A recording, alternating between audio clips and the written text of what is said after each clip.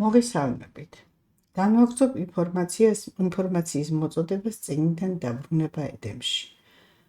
ახლა ვისაუბრებ საკითხზე, რომელიც ეხება იმას, თუ დროის რა შამში ვიმყოფებით ამჟამად. ეს სამყარო, რომ უკვე დაბერდა და არსებობის დასასრულს მიუახლოვდა, დღეს ამაზე ფიქრი მრავალ ადამიანს აწუხებს. თუმცა არის სხვაგვარად მოაზროვნეთა სიმრავლეც, რომელთაც გონიათ, რომ ყველაფერი ისევ იქნება, როგორც ადრე იყო. და რომ ეს სამყაროც მარადიულია. რომელია ამ ორ ასს შორის ჭეშმარიტი? ეს მხოლოდ იცის ამ სამყაროს შემოქმედმა, რომელიც აცხადებს იმას, რომ ის მხოლოდ მას აძლევს ჭეშმარიტი ცოდნის მიღების უფლებას, ვინც მის მიერ დაწესებული კანონების დამცველია. ხოლო რაც შეეხება ჭეშმარიტ ცოდნას, ის არ შეიძლება იყოს ნაწილობრივი, მაგალითად როგორიც დარგობრივი მეცნიერული ცოდნებია. არამედ მთლიანი არის და ყოველივე იმ პასუხების მომცველი, რაც კი რამ კითხვა შეიძლება დაისვას ამ სამყაროს მოდელისა და დანიშნულების შესახებ. რასაც ბიბლიაც ამოწმებს კიდეც. იგი, ვინც ღმერთმა მოავლინა, ღვთის სიტყვებს ლაპარაკობს, ვინაიდან ღმერთი გამოზომილად არ იძლევა სულს. ვინც უფალია ჩვენი სიმართლის წიგნთა მკითხველია, მისთვის უკვე ცნობილია თუ რამდენ დაფარულ საკითხს აეხადა ფარდა მათი მეშვეობით.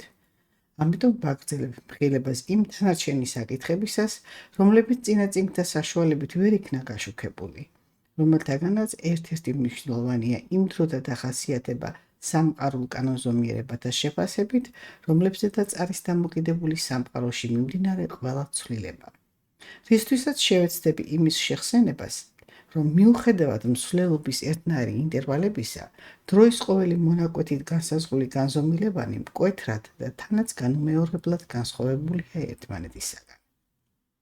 ანუ უფრო სხვაგვარად რო ვთქვა, წარსული სრული სიზუსტით ვერ განმეორდება მომავალში, მიუხედავად გარკვეული კატეგორიის მსგავსებათა განმეორებობის დაშვებულობისა. ამასთანავე აუცილებლად აღსანიშნავია ის ფაქტიც, რომ თავად მთლიან მატერიალურ სამყაროზეც ისევე მოქმედებს სამყარული კანონები, როგორადაც მის შემადგენლობაში მყოფ ელემენტებზე. ამიტომ კანონის ყველაფერს, რაც წუთისოფელში შექმნილია, დასაბამი აქვს და დასასრულიც გამოცხადებულია, მოქმედება ნიშნავს იმას, რომ როცა გასრულდება ამ სამყაროსათვის დადგენილი ის დრო, რომელიც გათვლილი იქნა მისი ამ სახით არსებობისათვის, მის შემდეგ სამყაროში ის ცვლილებები დაიწყება, რომლებიც უზრუნველყოფენ მის სხვა მდგომარეობაში გადაყვანას, რომელიც ცვლილებებით შეეხება სამყაროში შემავალ ყოველ ელემენტს საკუთარი შემადგენლობის და შესაბამისად და მათ შორის, რა თქმა უნდა, მოიაზრება ადამიანთა მოდგმაც. ამ საკითხზე საუბრის საჭიროება ამდროულად იმიტომ ჩავთვალე, რომ ჩვენ სწორედ იმ პერიოდში მოგვიწია ცხოვრება, როცა სამყარო გარდამავალ ეტაპს გადის. ამიტომ უკვე დადგა იმის დრო, რომ ადამიანები აუცილებლად უნდა ეზიარონ ჭეშმარიტ სიმართლეს. ვინაიდან წინააღმდეგ შემთხვევაში ვერავითარ შემთხვევაში ვერ გადალახავენ იმ სიძნელეებს, რომელიც ამ პროცესებს თან ახლავს და ამასთანავე ვერ დაემკვიდრებენ იმ ადგილს, რომელიც სპეციალურად მათთვის არის გაკუთვნილი ახალ გარემოში. რაც შეეხება იმას, თუ რატომ იყო ადამიანთათვის ჭეშმარიტება დაფარული ამდენი ხანი, მასზე მოგახსენებთ იმას, რომ ეს ღმერთისაგან ყოფილა, რადგან ღმერთი ნათელია და მასში დაფარული არც არაფერია. რომან დასაბამითვე განაცხადა მომავალი და ძველიდანვე რაც ჯერ არ მომხდარა და ყოველივე დაიწერა მომავალი თაობებისათვის. ესე იგი, როგორც ამას ბიბლიაც ადასტურებს, ადამიანისათვის სიმართლე დასაბამითვე განუცხადებია ღმერთს, მაგრამ მან დაუშვა ის, რომ თუ კი მის მიერ დადგენილ კანონებს არ დაიცავდა ადამიანი, მაშინ სატანა შეძლებდა მის ცდუნებას და ტყუილს სიმართლედ დააჯერებიებდა. აი ამიტომ იარა კაცობრიობამ ამდენი ხანი ტყუილების გზით და ამიტომაც იპოვა და აი კიდეც ის უბედურებანი, რომელნიც ღმერთს არ შეუქმნია. რაც უკვე მოხდა და რაც უკვე იყო, ცხადია მას აღარაფერი შესცვლის. მაგრამ აწყვოსა და მომავალში ცვლილებათა შეტანა კი შესაძლებელია და თანაც უკვე აუცილებელიც საიმისოდ, რომ კაცობრიობა გადარჩეს და უბედურების იმ მორევიდან ამოვიდეს, რომელშიაც თავი ჩაიგდო ამ სამყაროსა და მისი შემოქმედის შესახებ სიცრუის სიმართლეს რწმენის გამო. არაერთხელ აღინიშნავს ის, რომ ადამიანის ბედისწერა დამყარებულია ითხოვეთ და მოგეცემათ კანონის პრინციპზე. რაც ნიშნავს იმას, რომ ადამიანი ჩადენილი ქმედებებით ბედისწერისაგან ითხოვს შედეგის მომკაცს. ხოლო რადგანაც ბედისწერა ღმერთის მიერ დადგენილი სამართლიანი კანონმდებლობით განისჩება, ამიტომ ვინც რას დასცეს, იმასვე იმკის. აქვე დავძენ იმასაც, რომ ამ ომკაში მეტად მნიშვნელოვანი ადგილი უკავია მემკვიდრეობით ფაქტორს. რაც ეხება ადამიანის ბედისწერას, ასტროლოგიის განვითარებამ კიდევ უფრო თვალსაჩინო გახადა ის ფაქტი, რომ მის შექმნაში მთელი მატერიალური სამყარო იღებს მონაწილეობას, რაც თავის მტკიცებულება არის იმისაც, რომ ეს სამყარო მთლიანი და განუყოფელია. ამიტომ ბედისწერასთან მიმართებით საუბარს დავიწყებ ადამიანით და შემდეგ კი გადავალ იმ უშუალო გარემოზე, რომელიც ჩვენ საცხოვრებელ ადგილად არის მონიშნული სამყაროს პროგრამაში და მას ჩვენი სახლი დედამიწა ჰქვია. სადაც ჩვენთვის საარსებოდ აუცილებელი პირობები შემქმნა სამყაროს შემოქმედმა და თან მისი მართვაც კი მოგვანდო. ამიტომ დიდი მიხვედრა არ უნდა სჭირდებოდეს იმას, რომ მისთვის როგორი ბინადარიც ვიქნებით, ისიც იმის და შესაბამისად გამართული სახლი გახდება და გახდა კიდეც ჩვენთვის. დედამიწაზე მიმდინარე მზარდი კლიმატური კატაკლიზმები უკვე აშკარას ხდის იმას, რომ ადამიანთა მოდგმა კარგი მობინადრეები ვერ გამომდგარან. რადგანაც კარგად ვერ შეუწყვინეთ საკუთარი საპასუხისმგებლო როლი გარემოს მართვაში. თუმცა არც იმის აღუნიშნაობა იქნება, რომ ყოველ დროში არსებობდა ის ნატამალი, რომელთაც ხელი მიუწვდებოდათ ამ ცოდნაზე და მიუხედავად იმისა, რომ ამ ნატამალისათვის დამფასებელი საზოგადოება არასოდეს ყოფილა სწორედ მათი დამსახურება აისო, ადამიანებმა ისეთი რამე ვერ ჩაიდინეს მათ საარსებოდ მოწყობილი სათბური დედამიწა, რომ წყობრიდან გამოეყვანათ. ასე მოვიდა კაცობრიობა იმ დრომდე, რომელსაც ბოლო ჟამი ჰქვია და ახლა კი უკვე ის დროც დადგა, როცა მსოფლიო მოსახლეობას ძველებურად მოქცევა აღარ შეეძლებათ. ვინაიდან თვით ფაქტთა მსოფლიო დონის მასშტაბებზე ასვლა აიძულებს ყველას, ყველგან ჭეშმარიტების მოძიების აუცილებლობას, რათა გამოსავალი იქნას ნაპოვნი შექმნილი სავალარო სიტუაციიდან.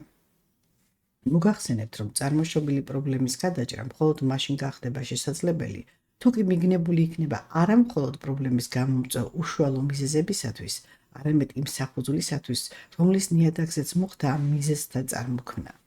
ყოველი პრობლემისათვის კი ასეთ სათავეს სამყაროს სათანადო კანონთა დარღვევა წარმოადგენს. ამიტომ თუ კი კონკრეტული პრობლემის აღმოფხვრის სურვილი ექნება ვინმეს, მან უპირველეს ყოვლისა ის კანონები უნდა იპოვოს, რომელთა დაუცველობამაც წარმოშვა წარმოქმნილი პრობლემების გამომწვევი მიზეზები. წარმოშობილ პრობლემათა წარმოქმნის უშუალო მიზეზთა ძიებას მეცნიერება ყოველთვის ახდენდა და ახლაც ასე იქცევა. თუმცა ეს ყველა მიწის, რომ მან ვერ მიაღწია და ვერც ვერასოდეს მიაღწევს იმ შედეგამდე, რომ შესძლოს არადო სტიქიის შეჩერება, არამედ წინასწარ განსაზღვროს მისი სიძლიერე და გავრცელების ზუსტი მასშტაბურობა იმ მხრივ მაინც, რომ ადამიანთა სიცოცხლე მსხვერპლად არ იქნას გაღებული. ახლა კი გავამხელ იმას, რასაც ასე საგულდაგულად უმალავენ სრულიად მსოფლიო მოსახლეობას და რაც არის ის, რომ თუ კი სასწრაფოდ სათანადო ზომები არ იქნა მიღებული, კაცობრიობას განადგურება ელოდება სტიქია და მძვინვარების შედეგად სხვა დანარჩენ უბედურებებზე, რომ აღარაფერი ითქვას.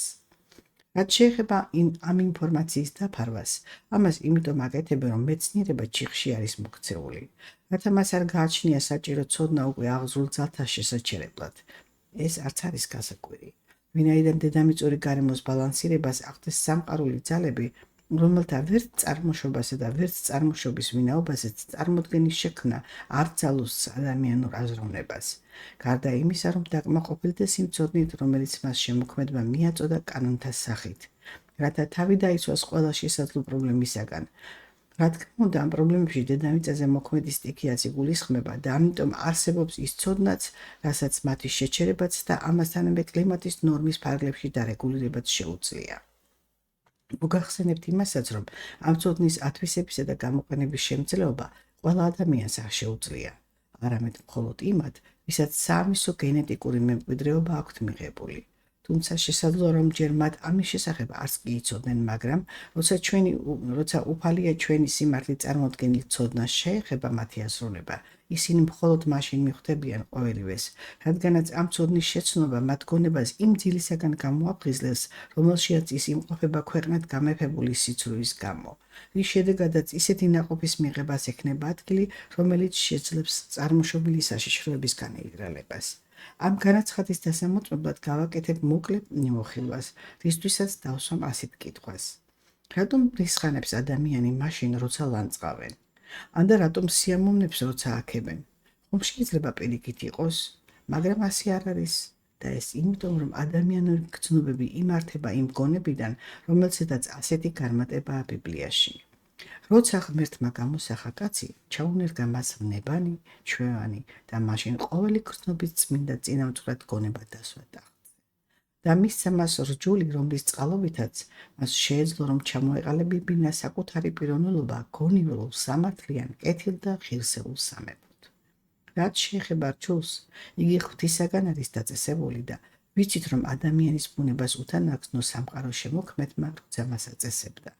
ამასთანავე გასათვალისწინებელია ისიც, რომ როცა უფალმა ყოველივე კეთილად შექმნა თავის დროისათვის და ადამიანისათვის არ შექმნილა პარტავნობა და არც გულისწყრომა ქალთანაშობთათვის, და რომ ღმერთმა ადამიანი შექმნა პატიოსნებისათვის, ხოლო პატიოსანი მოდგმა რომელია?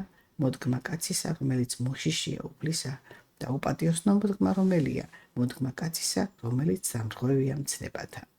როცა სიკეთესა და ბოროტებაზე არის საუბარი, ვიცით, რომ მასში არ იგულისხმება მხოლოდ საქმითი ქმედებანი, რადგან კეთილი სიტყვისაგან წარმოშობილი სიკეთე ან ავი სიტყვისაგან წარმოქმნილი ბოროტება იგივე შედეგებს იძლევიან, როგორცაც კეთილი ან ბოროტი საქმით შესრულებული. რაც თავისთავად მტკიცებულებაა იმისა, რომ სიტყვა საქმით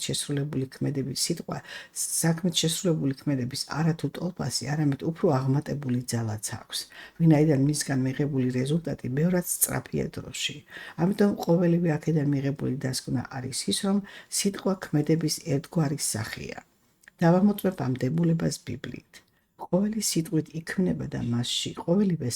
იქმნება და მასში არის სიცოცხლე. ღვთის სიტყვა არის ცოცხალი, მოქმედი და ყოველგვარ ორლესულ מחვილზე უფრო ბასრი. იგი აღწევს მშვენივრისა და სულის სახსართა და ტვინთა გაყოფის ადგილამდე და განიკითხავს გულთა აზრებს და ყოველგვარ სრახვებს. საუკუნო სიცოცხლის სიტყვები ქრისტეს აქვს.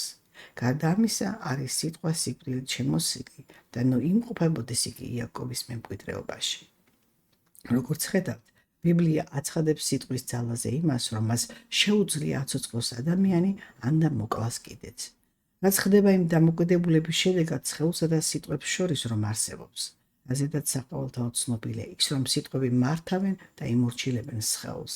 და ამის შესაძლებლობა კი მათ აქვს იმის გამო, რომ ის რეფლექსები და ნერვული კავშირები, რასაც მედიცინა უწოდებს ამ კავშირ ურთიერთობებს, არიან იმ ღვთიურ კანონთა აღმასრულებელ გრძნობათა მამოძრავებელი ძალები, რომელი კანონებიც ღმერთმა დაანონსა ამ სამყაროში სპეციალურად ადამიანური ფენომენისათვის.